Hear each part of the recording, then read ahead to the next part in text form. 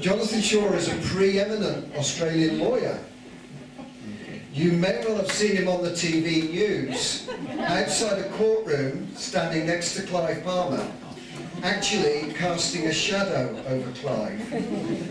Jonathan moved to Austinville in 2000, that's not a joke, Jonathan does do quite extensive work for Clive Palmer. Jonathan moved to Austinville in 2006, and for many years now he's run a blueberry farm together with his wife Julie. Please welcome Jonathan Shaw.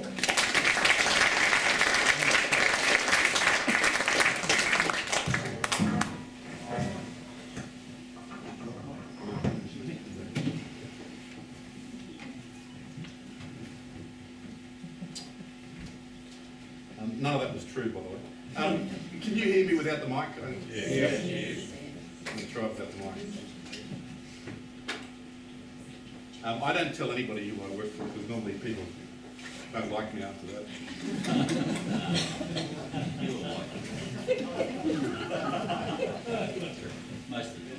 That includes my wife. All right. So note the disclaimer. If you disagree with anything, just keep it to yourself. This will happen a lot much faster. So I moved you forward now to 1788, white settlement in Australia, and particularly I'm going to look at the time from white settlement in this valley around the Nutterburra area, which starts around the 1850s.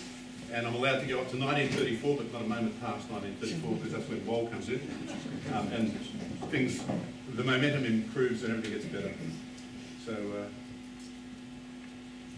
So what I'm going to be talking about is that bit of the history, and there's going to be two big exciting reveals for you, two of the great unsolved mysteries of Austinville that have been keeping people on tenterhooks for years and years. And tonight, as part of your admission, I get to give you the solutions. The first is the house up at the left there, Kanoe Top, was a house in the valley built in about 1913, 1914, and it was built by the Moffats. And then the house over there on the right is in Franklin Drive.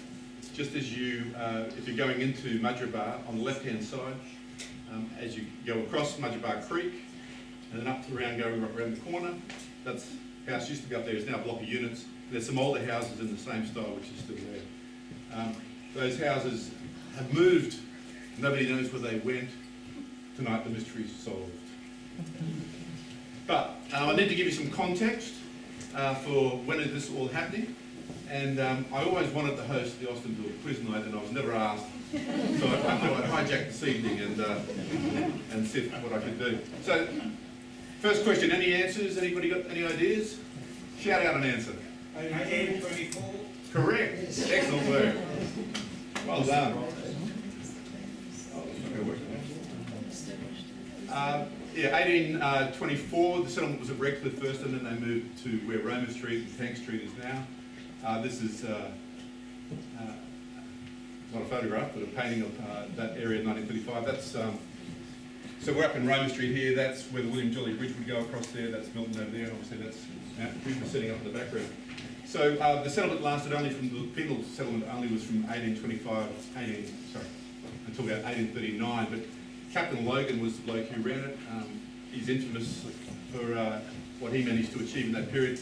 But he was killed by Aborigines in 1829 whilst exploring the upper reaches of the Brisbane River. All right, next question. When was Moreton Bay area opened up for free settlement? Any ideas? 1841. I'm not. 1842, I'm sorry. So bear in mind, at this stage, we're still part of New South Wales in 1842. So 1842, surveyors were sent up from New South Wales, and they wanted settlers to start taking up land in the area. These two gentlemen were the first settlers in the Mudgeeraba area, and there was a lease granted to Alfred William Compagnia. Probably Karen can really tell me if I've got that right or wrong. Looks fresh to me.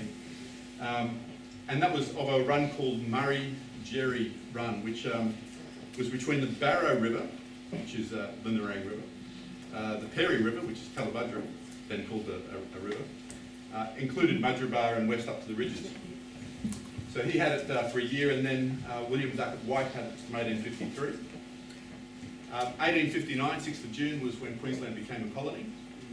And that piece of legislation on the right is an important law because that, it was passed in 1868, the Crown Lands Alienation Act. What it did was it enabled, so at this stage, all land is Crown land, it's all owned by the Crown. It's given to people either through leasehold or freehold. Alienation is the process by which land is given from the Crown out to individuals. And it's an alienated.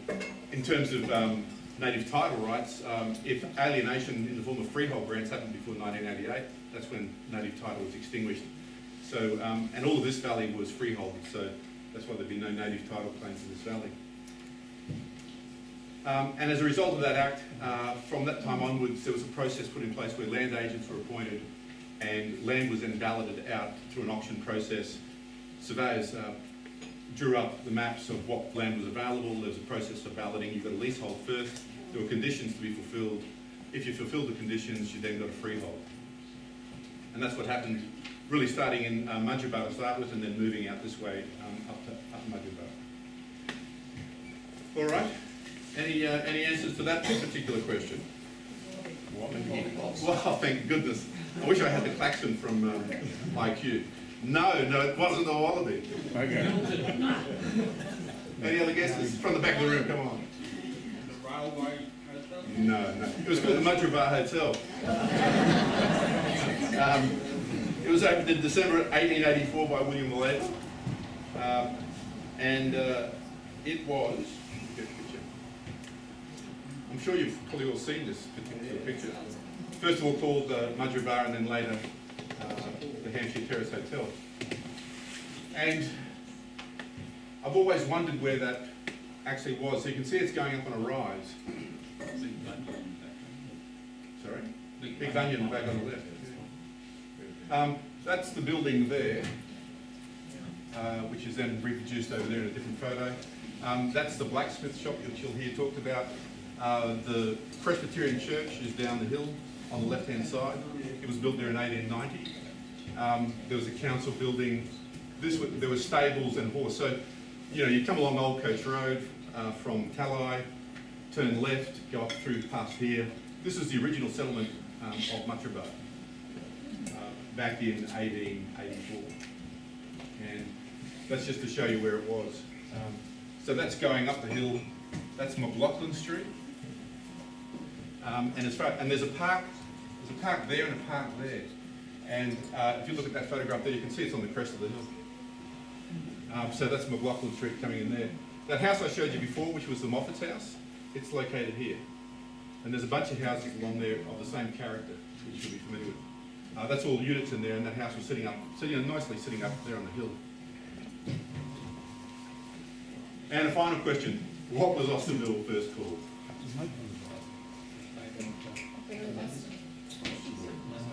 Upper Mudgeerbar.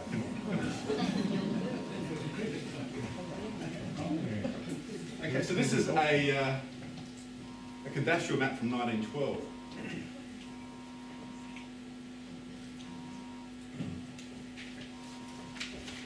You get your bearings. Austinville at the top. See if I can make this work. So see that road going up through there? That's the Austinville entrance. So what's their driveway now would be that road. It's important to note all of these roads, so these are roads here, all of that road, that's a road. Those are not roads, they're road reserves. So just because they're shown on the map doesn't mean they actually exist. And in fact, many of them don't. So you've got the driveway up there. Then you'll see it comes along past the hall here, gets to this point here. And then it follows up along the ridge. That's Tallowood Road, then called Upper Mudgeerbar Road, Upper Mudgeerbar Creek Road. And you also see it goes down, that's the fire trail, going down there, and goes down to Benogan Creek Road. And that point there is where the Benogan Creek School was. So just in terms of orientations, this block here, portion 54, I'll come to that, that's the Schneid's property. In 1888, they got that property. This property here is the Abrahams. You can see the road coming up the hill. This property here is the Henses, where they have their dairy farm. It's now Cowbell Creek, the wedding facility.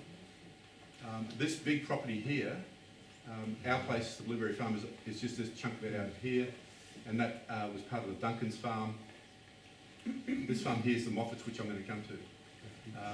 And the Johnsons, just to get the orientation, that's the Morea farm. I don't know if you know the Johnsons. They're at 650 on the right. They're salt of the earth farming people like Julie and me. The Warthog. Then perched way up there in the hills is Meyer and Mrs. Meyer. Yeah, and that bit of road there is Aylsham Drive. It goes down through there. So we had good connection back in those days through to Minogan, which we don't have today. This road here, this one here, that road was a snigging track.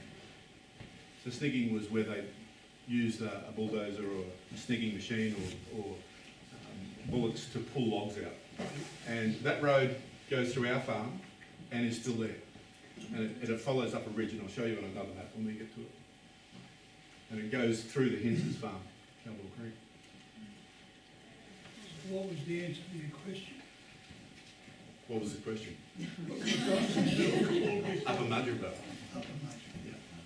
Upper Mudgerbah starts pretty much at the tea house in that sort of area. The tea house is where the Mudgerbah Provisional School was, where Upper Mudgerbah Provisional School, where you would have gone to school. It's just past in Johns Road, just on the left-hand side there. And people at the bottom end of the valley, the lower Austinvillians, they generally went to that school, and the upper Austinvillians went to this school because it was simpler from the northern, sort of the southern end of the valley to go over into Tallowood Road. Should have shown that actually. I couldn't play cricket then, No. You see this road here? This is Cox's farm. This crossing here is called, that's Nitz's crossing.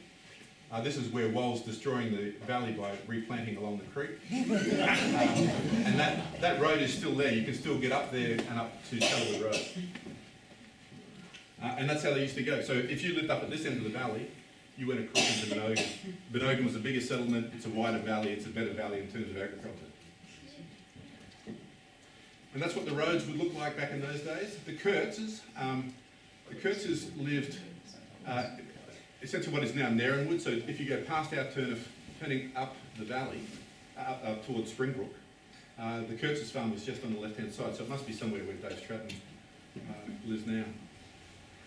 That's what the condition of the roads were, and that is a photo in the valley. That's a snigging machine. Wal's going to talk about the Mecklenburgs, and I hope I've taken all these best photos.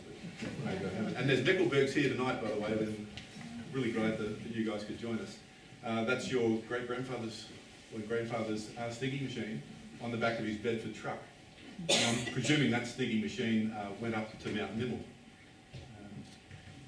on the snigging track through our place. And so just, this is another cadastral map in 1925, so 13 years later than the previous one I showed you.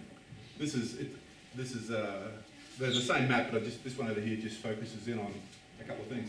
One of the things you'll notice is, this is the Mount Nimmel Road Reserve here, and this snigging track which goes up the hill. There's an overlay here, I don't know if you can see it. You can see our place with the beautiful white nets there. And you'll see that snigging track emerges into Mount Nimmel where it's cleared up the top of the houses. But you'll notice that the road doesn't go through, at that stage, to down the hill and down to Polly's Kitchen.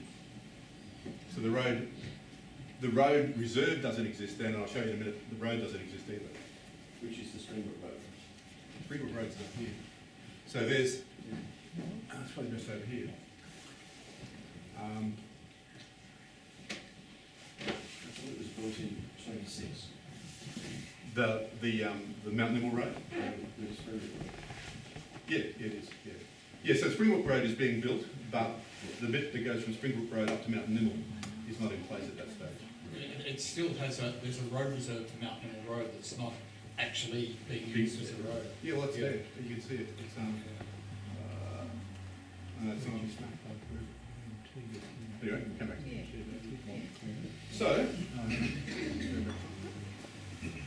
So there's a few things on this 1925 map, there's a few new things which have been added. First of all, you can see Joseph Schneider. So their farm starts basically at Austinville, runs along the creek, 160 acre property. Abraham's there. The Kurtzes are up there on that property there, which, as I said, that's where Log Springbrook Road. Mary Jackman, that property was bought by Barry Waters eventually and subdivided into Staghorn and those. That's the Hinds farm owned by the Spillanes. Schneider's, this has been chopped up, you can see our place, and then Paradise Estate, they call it. Fiona and Clancy, Fiona and Clancy here? Yeah. Excellent, it's good to see you, thank you for being here. We'll talk a lot more about these guys in a minute. So Fiona and Clancy live on the flats as you go down past our place on the left-hand side. It's the old Duncan's farm, and they live in a heritage house down there. And then the Johnsons again, and you'll see here Alan Moffat, who I'm going to talk a bit more about in a minute.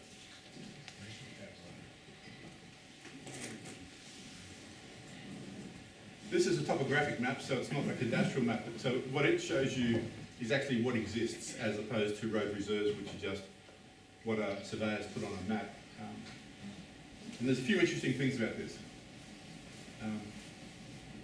The sawmill. Sawmill was built in 1923, lasted till 1926, they ran out of timber. And you'll see the railway line, and people talk about the railway line which went into town. That railway line doesn't go, this is, if you come from our turn-off at the end of Austinville Road and you go up to Springbrook Road, you can see it here, goes over the saddle just through here.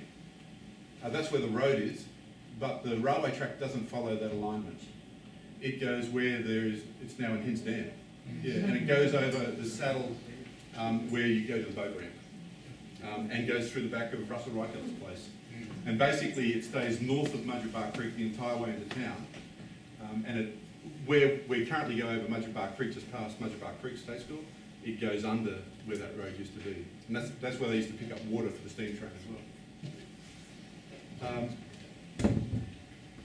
You can still find bits of the railway line, old spikes. Yes. And there was an attempt to heritage list some of that some years ago. I'm not sure whether we got to. Under Steve's house. You'll see there's lots of bananas. You can see the road. The road is marked here. See this, you can see it up on this road here, but you can also see where Mount Nimmel Road's coming in here. Austinville Road's coming in. And you'll see it comes down to here at the sea in Cowbell Creek and then just stops. That's where what we currently call Hinds Crossing. So at least in 1934, the road, and remember this is done by people on the ground looking at what's built. So the road definitely finished at that Hinds Crossing at that stage. And still at that stage, the main road is Tallerwood Road, because it's along the ridge, whereas these roads here, they involve cuttings and getting across the creek and all the rest of it. You see there's bananas on that farm, bananas on our place. There's bananas up here at the Johnsons, which is the Moffat's farm. And you'll see bananas up on Mount Nimmel. So the question is, how did they get bananas off Mount Nimmel? And they did it with a flying fox. And Mount Nimmel was, Paul Hinds, who lives next door to us, says how his uncle Cecil used to own all of Mount Nimmel. And they used to they grew bananas there, they grew the bananas at the back of our place, and they used to take them down on flying fox. And you can still see all that cleared area up there, which is slowly being revegetated. Tallerwood Road is there. It wasn't called Tallerwood Road back then. Does anybody know what Tallerwood Road was meant to be called? There's the trick. In 1997, there was confusion about what Austinville Road was, because remember the main road used to be what the Tallerwood Road was. And then eventually they put the road through, and then they explained how this new road gets built. But that was the main road into Austinville, was Tallerwood Road. It was called Austinville Road. There was a proposal to call it Oswald Road, And anybody who lived here in 1997 received a letter from the council telling them about the proposal to change it to Talwood Road. And I know that because Karen O'Shea gave us the letter when you left the valley. And next one. This is I love this photo. I love it because of all the clearing and the agriculture which is happening and happily there. But you can see the extent of the clearing and how far they went back. This is 1961, which is the earliest aerial photograph I've been able to find. You can see here, this is where the Moffats were, where the Johnsons are. This here is Cox's Farm, which has been bought by council, which was revegetating. This was what was called the Duncan's Farm, where Fiona and Clancy now live. The Duncans were actually, it's Clancy's uncle. This all through here, which is all clear, that's was also part of the Duncan Farm, dairy farm, now Paradise Estate. Then into our place, and then up here is the Hinses. So you can see the extent of the clearing. This is 1961, so 30 odd years after most of the clearing was done. And so not a lot of it was really cleared. I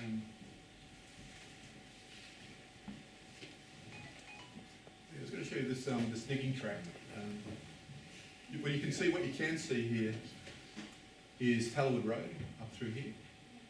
It's quite clear, and it comes down through here and still goes. You can still walk that road if you want to. It crosses onto Austinville Road at a crossing called Nitz's Crossing. So there are a number of crossings which hopefully will establish the names more solidly. But the crossing which is up here at the waterhole, just before the waterhole, that is Moffat's Crossing, still shown on maps as Moffat's Crossing.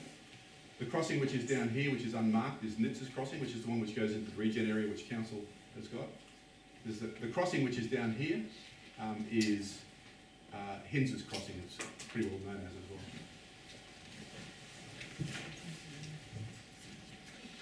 Right. Okay, so I'm just going to go back to 1932. T.E. Peters, most of you will be familiar with that name from T.E. Peters Drive on the Gold Coast. He was the Shire engineer. In 1932 he did a report to council to talk about the potential for building further roads in Austinville and improving the existing roads, upgrading the roads because of the banana settlement at the very southern end of the valley at Austinville. And Wal's going to talk all about that, and we've got very clear demarcation lines. But by this stage, you should be quite familiar with this end of the map.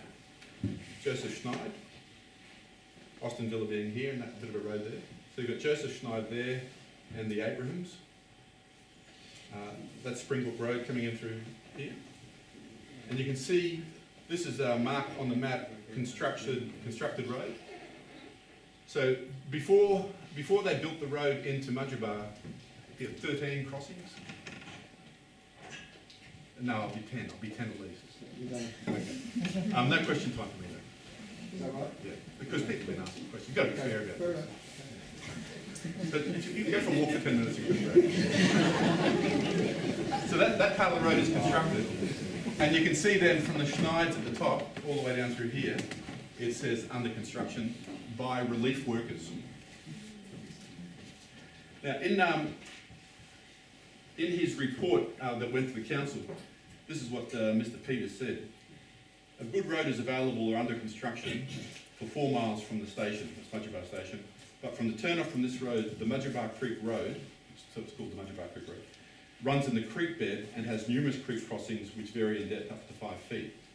At present, a section of the new road about 70 chains, which is 1,500 yards, long is being constructed under the Unemployment Intermittent Relief Scheme, but this affects only 4 of the farms on Mudgeerbar Creek, and these are at the lower end. So 1932, there's only an as-built road as far as the Schneids, so what is colloquially known around here as Pisspot Corner. That's where the road was built to, with the Abrahams farm and the Schneid farm on the left-hand side. And then beyond that is just dirt tracks, pretty much. Still is, my wife says. He goes on to say, however, this section does not touch the greater part of the land in the valley, as the accompanying table shows, and the council is making every endeavour to have the road extended. The land is eminently capable of supporting the two staple industries of the district, that is dairying and banana farming. Other industries are also engaged in, such as timber getting, fruit and vegetable farming, but these are almost negligible in value to the community in comparison with the first two. So dairying, banana farming. So contrary to the anthem, it's not dairying and timber mill, it's dairying and bananas. So I don't think that rhymes. So.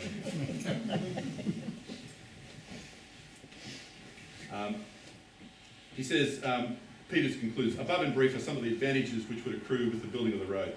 So the question is this, does the increased prosperity of the farmer, the benefits of the land and the forestry department, and the easing of the unemployment of developing 7,000 hectares of land, most of which is at present useless, does all this warrant the expenditure involved in building a road? And you'll not a mention of ecologically sustainable development at all. So. Now, I'm under the pump on time, so I'm going to move forward quickly. Now, I mentioned to you earlier on Joseph Schneid. So Joseph came to Australia, he was born in Germany in 1861, emigrated in 1883, so he was 22, and he came alone, didn't come with his family. He first managed an orchard in Talai before selecting Mudgeerbar 54, which is that portion, you can see the 54 there. He became naturalised that same year, and he gained freehold title to the land 7 years later in 1895. So he cleared the timber, eventually established an orchard, but he continued to work as an orchardist in Talai at the same time. In 1889, he married Matilda Bertha Abraham, who I think is the daughter of the landowner next door. Well, certainly they're Abrahams. I think he lived next door, but there's Abrahams in Benogan and all around the place. She was the eldest of the family. Right. Well, she's got, yeah, I'll come to that actually. I've got some more details on her. She emigrated with a family in 1882 from Germany. She was aged 12. Between them, they had 11 children, and all of their children attended the Upper Mudgeerbar Provisional School.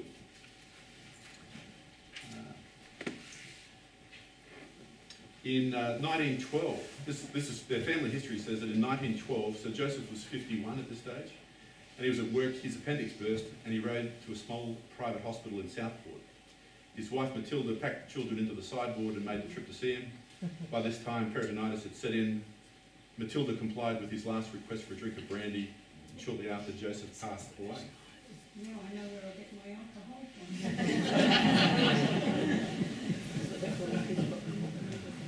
So there's Matilda on the left. My mother, my sister, and that's 4 generations. Yeah. So Matilda was 41 at this stage, pregnant with her youngest son Joseph. You'll see from that previous slide there was another son Joseph. So you've got Joseph the father, there was Joseph the son who died in childbirth. And then she was pregnant with her final child, who was also Joseph, obviously named after the dad, who had just died. Matilda persevered with farm despite personal tragedy. This is from the family history. She had earlier lost a 3-year-old son named Charlie, whose real name's Carl Henry, when a heavy tree branch fell on him as he followed around the farm. And there's a family anecdote about their interactions with local Aborigines in the area. The Aboriginals, this is the story from a Schneid family history. The Aboriginals had resented the intrusion of the Schneids into their tribal area.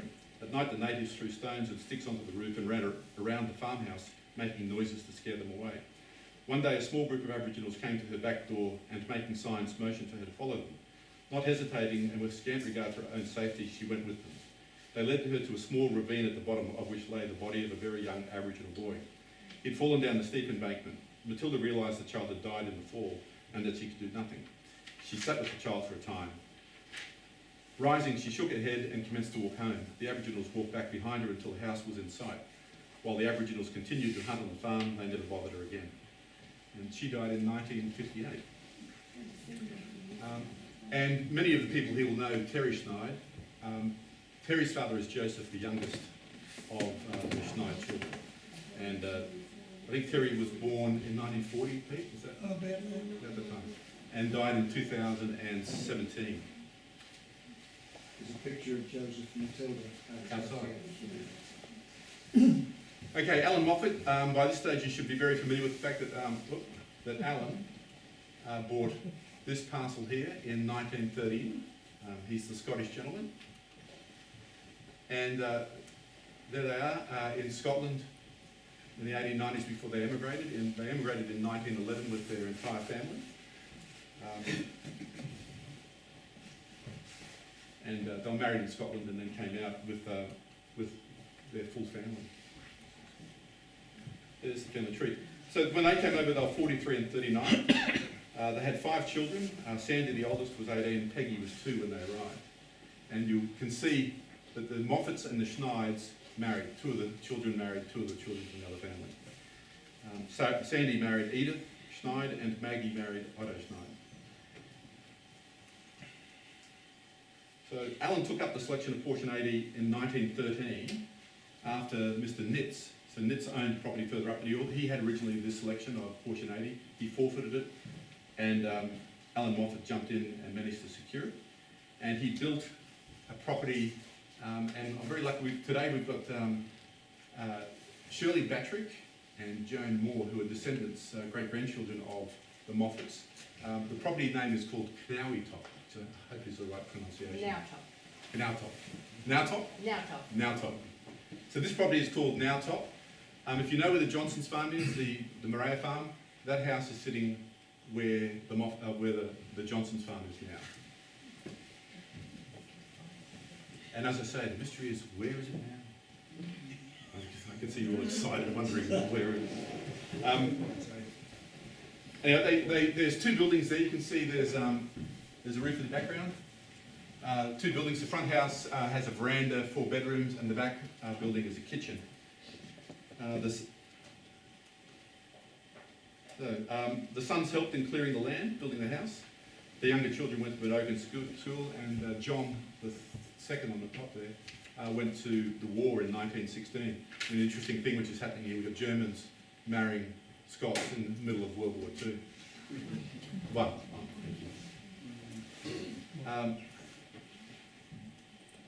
so this is portion 80, and this is when he had to show that he complied with the conditions of his lease. And this was the local land agent came out and checked it all out. And you can see, if you drive along Austinville Road, you'll know you come along and there's a sharp kick at this point here where it then goes down the hill, which you get. So you can see from that, that's definitely where the house was.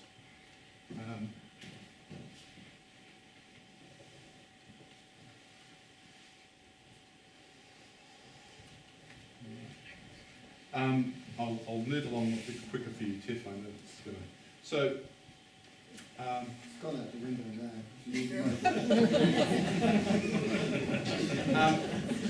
Alan and Margaret moved out of that house after a few years, and Sandy and Edith, so Sandy Moffat and Edith Schneid, moved into that house. They stayed there, and the property was freeholded in 1935, and then the property was sold to the Agricultural Development Corporation of Australia for £1,800.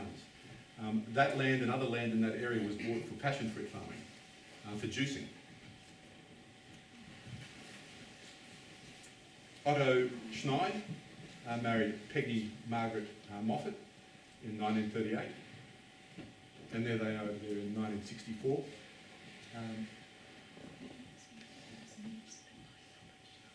The parents, Alan and Margaret, by this stage, had moved into Mudgeeraba and were living in the house which I mentioned to you before. And Margaret died in 1949, aged 77. Alan died in 1951, he was 83. And you won't believe who moved into this house. It was Otto and Peggy Schneid. So each of the children had moved into the parents' house. And that's the house today. So the house should go back. When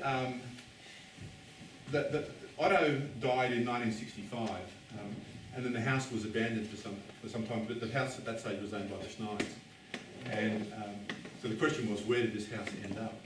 And because it was known that the house had been moved to Austinville, but not known where. And so that's the solution to the first big puzzle. The first big mystery is that's the house today. It's at your place. And it's next door to me. It's Karen Lachaire's house, actually, and Michelle Lachaire's house. But they lived in there from 1988 till last year. The house was moved there in 1982. Now then the next question is, what became of this house? No top. Now, I'll never get it right. Well, you can see the Moffats here, that's where the house was. You can see just up the road, Clancy and Fiona lived there, and then a bit further up is our place and the waterhole's down there. In 2011, the Moffats had their 100-year reunion. So they had emigrated in 1911, 2011 is the 100th anniversary. They came out, they drove out looking for the house. They couldn't find it, or maybe they could find it, I don't know. But anyway, I'm going to say they couldn't find it. Now, when they drove out there, they drove straight past this rather attractive house, which was at that stage covered in fibro. And the story is, I'll come back to the story why it's covered in fibro. Anyway, they would have driven straight past this house, which is Fiona and Clancy's house, and on their way up to 650. And then Fiona and Clancy bought this house in 2015 and started to renovate it. And lo and behold, what's behind the fibro? Slabs.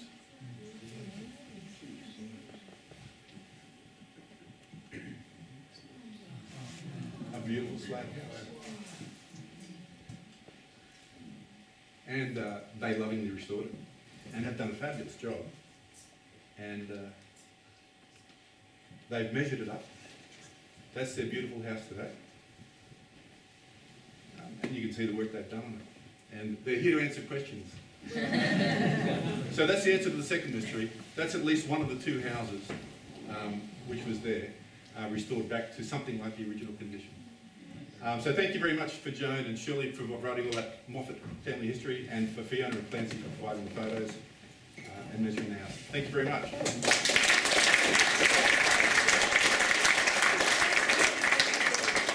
We have one question anybody's dying to ask. If not, we will move into debate. Okay, no questions? Let's move into that. Thank you. No, excellent, thank you. So we now have a 20-minute intermission. As I said, there's a bit more space out.